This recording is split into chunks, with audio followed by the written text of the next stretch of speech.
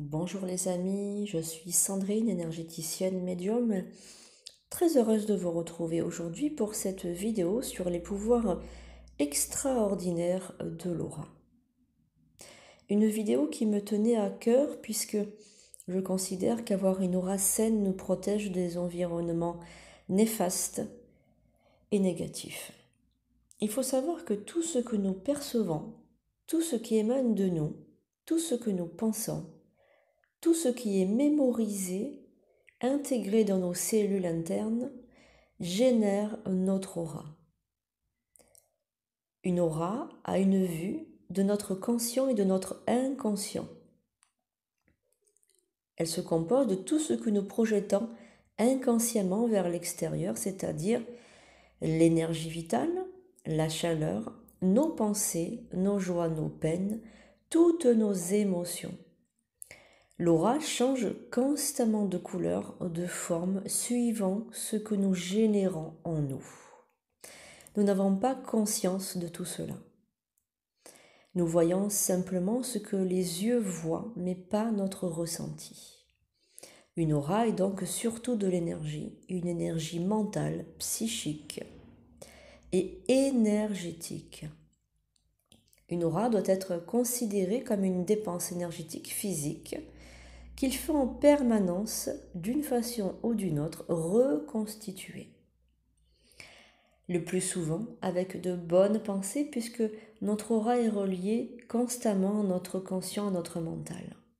Si notre mental est mauvais, si nous nourrissons de mauvaises pensées dans la journée, nous allons donc fragiliser notre aura qui laissera passer toutes les ondes négatives, qui aura donc des trous, des failles, et des choses pas très belles à voir. Je vais vous donner quelques exemples. Vous rencontrez une connaissance que vous n'avez pas vue depuis un certain temps.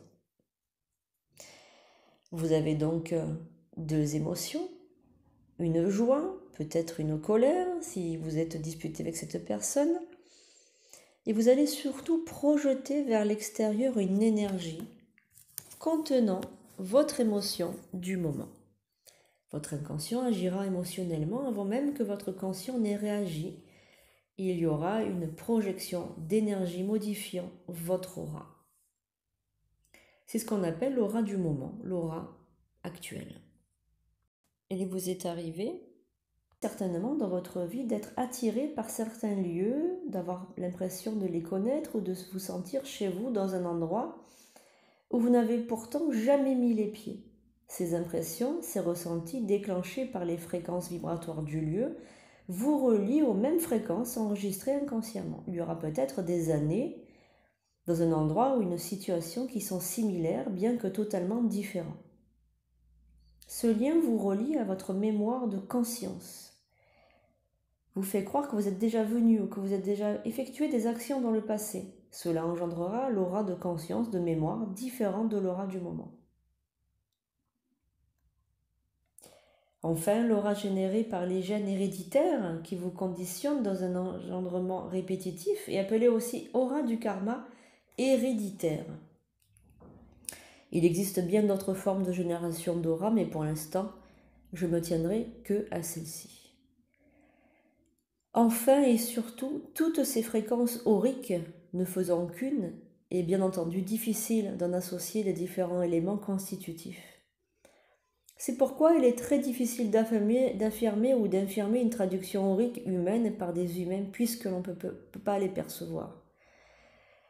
J'ai conscience d'avoir ce talent, cette capacité de voir les auras qui m'aident grandement dans mon métier d'énergéticienne, et puisque je peux façonner les auras, les nettoyer, les reconstituer, voir, sentir tous les chakras reliés à tous les corps énergétiques, et cela est grandement facilité par mes capacités médiumiques.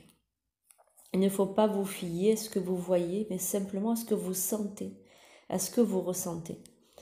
N'avez-vous pas déjà connu des personnes qui font tomber les énergies de la pièce tout de suite, rien qu'en ajoutant leur présence? Ces personnes négatives ont une aura grise, noire, marron, des auras très négatives. Elles ont le pouvoir de plomber une soirée, même entre amis qui se connaissent et qui s'aiment bien. L'ambiance est donc polluée par cette aura négative. Alors, comment nettoyer l'aura? Comment avoir une aura saine? Comment avoir une aura invincible, invulnérable? Eh bien, vous pouvez pratiquer la méditation assez souvent. Vous pouvez nettoyer votre aura en simplement fermant les paupières et en imaginant qu'une belle bulle d'énergie vient autour de votre aura, absorbe les énergies négatives.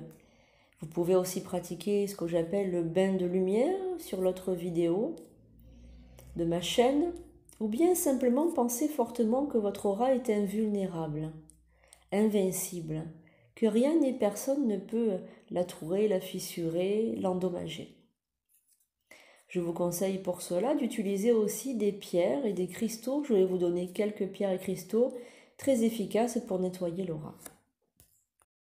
Alors je vous rappelle pour cela que l'aura agit comme un écran protecteur. L'aura en bonne santé saine repousse les énergies négatives, les pensées des autres et leurs sentiments. Cela évite les fuites énergétiques, surtout d'être vampirisé par des personnes avec une aura très basse et un champ vibratoire très bas. Alors pour cela, je vais donc pour garder une aura en bonne santé, d'ailleurs vous pouvez garder le corps vital, le corps physique en bonne santé grâce à une belle aura. Pour se prémunir des vampires énergétiques, vous pouvez donc utiliser la labradorite. C'est une excellente pierre de protection contre le vampirisme psychique, car la pierre empêche toute perte d'énergie. Il existe aussi des attaques psychiques libérées par rapport aux personnes jalouses, envieuses, colériques, des personnes malveillantes. Ces personnes peuvent faire des trous dans votre aura, alors je vous conseille vivement de garder toujours près de vous, soit en pendentif, soit vous la mettez dans votre sac à main si vous le gardez souvent sur vous, ou bien dans une de vos poches, ou bien vous pouvez la coudre à l'intérieur de vos vêtements. Gardez toujours une labradorite pour vous, nettoyez-la aussi. Donc, il y a beaucoup d'erreurs. J'entends beaucoup de gens me dire qu'ils mettent leurs pierres à la pleine lune pour les recharger. Alors, je vous conseille d'abord de les décharger à la nouvelle lune pour que la nouvelle lune absorbe les énergies négatives. Ensuite, vous les chargez effectivement à la pleine lune, mais pour les renforcer. Sinon, vous allez renforcer les énergies négatives. Voilà, donc il y a des pierres aussi qui ne méritent pas d'être nettoyées sous l'eau parce qu'elles vont absorber l'eau et donc s'abîmer. Simplement, vous pouvez les nettoyer avec un chiffon propre, les passer sous la fumée d'encens et utiliser ensuite les phases de la lune pour les recharger. Alors, il existe des bonnes pierres psychiques pour protéger contre les attaques psychiques, évidemment des attaques aussi négatives dans le sens envoûtement, etc. C'est la tourmaline noire qui bloque les énergies négatives. Vous pouvez utiliser en général les pierres noires, sont des pierres comme l'obsidienne, l'onyx, l'hématite, le quartz fumé. Ce sont des pierres en général repoussoires comme les bougies noires aussi qui repoussent les énergies négatives. Alors, il dissout, il repousse et vous avez aussi des pierres pour recharger, pour l'alignement des corps subtils. Par exemple, vous pouvez utiliser la pierre d'ambre. Vous pouvez aussi utiliser l'améthyste qui guérit les trous de l'aura, qui nettoie l'aura et qui attire l'énergie des plans divins. Voilà, l'améthyste, c'est une pierre que j'utilise très souvent en cabinet pour rétablir les énergies et pour rééquilibrer tout ça. Voilà les amis, j'espère que cette vidéo vous aura plu. Donc allez vous renseigner au niveau des pierres. N'hésitez pas à me contacter pour éventuellement avoir des soins énergétiques à distance ou bien pour de la thérapie ou de la médiumnité pour le contact avec les défunts, la voyance. Je serai ravie de vous aider. Donc vous pouvez me joindre sur la TV de Sandrine 83@yahoo.com. Je vous remercie et vous souhaite une journée pleine de lumière.